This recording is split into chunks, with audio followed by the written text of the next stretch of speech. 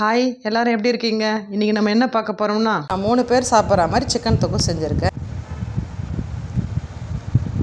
இப்போ தான் எங்கள் சேனலில் ஃபஸ்ட் டைம் பார்க்குறீங்கன்னா சப்ஸ்கிரைப் பண்ணிக்கோங்க, பக்கத்தில் இருக்கிற பெல் ஐக்கானை ப்ரெஸ் பண்ணிக்கோங்க. வாங்க எப்படி செய்யறதுன்னு பார்க்கலாம். 4 கிலோ சிக்கன் எடுத்துருக்கேன். சிக்கன் கிரேவி செய்ய போகிறோம். எப்படி செய்யலாம்னு பார்க்கலாம். முதல்ல நல்லா வாஷ் பண்ணிக்கலாம்.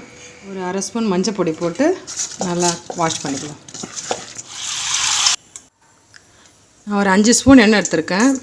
4 கிலோ சிக்கனுக்கு பெரிய சைஸ் வெங்காயம் 2 எடுத்துக்க போகிறேன். உங்களுக்கு தேவையான அளவு நீங்கள் எடுத்துக்கோங்க.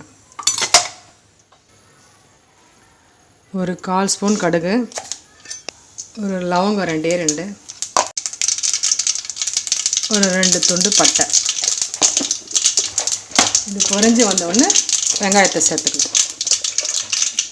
பெரிய சைஸ் வெங்காயம் 2 எடுத்துருக்கேன். பொடியை நறுக்கி வச்சுருக்கேன், அதை சேர்த்துக்கலாம்.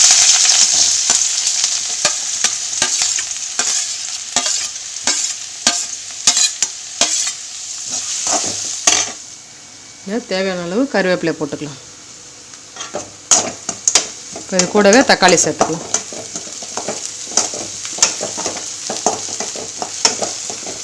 ரெண்டு பெரிய சைஸ் தக்காளி எடுத்துருக்கேன். நான் பொடியை நறுக்கியிருக்கேன். நல்லா வதங்கி வரட்டோன்னு இஞ்சி பூண்டு விழுது சேர்த்து அதுக்கப்புறம் சிக்கனை சேர்த்துக்கலாம். 1 ஸ்பூன் இஞ்சி பூண்டு விழுது எடுத்துருக்கேன்.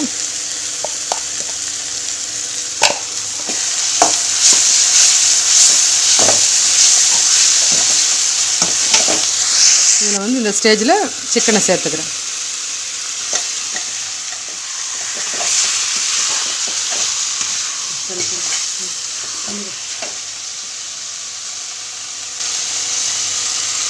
இதில் 1 ஸ்பூன் அளவு மிளகாத்தூள் சேர்த்துக்கிறேன்.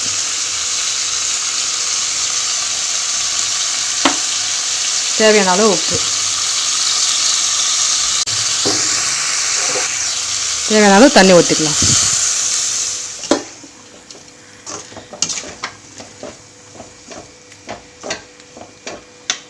இப்போ கிட்டத்தட்ட சிக்கன் கிரேவி ரெடி ஆகிடுச்சு. அதுக்கு தேவையான அளவு பெப்பர் போட்டுக்கணும்.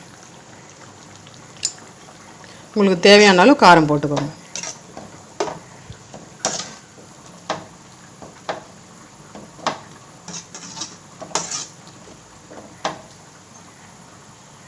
கொதி வருது. இந்த ஸ்டேஜில் நம்ம ஸ்லோ பண்ணிக்கலாம்.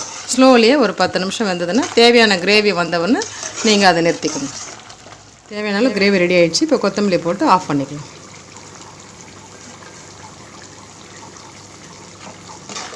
Chicken gravy ready. இது சாதத்துக்கும் சாப்பிட்டுக்கலாம், சப்பாத்தி, இட்லி, தோசை எல்லாத்துக்கும் சூப்பராக இருக்கும்.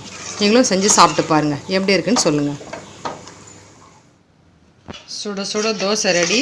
அதுக்கு சிக்கன் கிரேவி வச்சு சாப்பிட வேண்டியது தான். நீங்களும் செஞ்சு சாப்பிட்டு பார்த்துட்டு எப்படி இருக்குன்னு லைக் பண்ணுங்கள், ஷேர் பண்ணுங்கள், சப்ஸ்கிரைப் பண்ணுங்கள், பக்கத்தில் இருக்கிற பெல் ஐக்கானை ப்ரெஸ் பண்ணுங்கள்.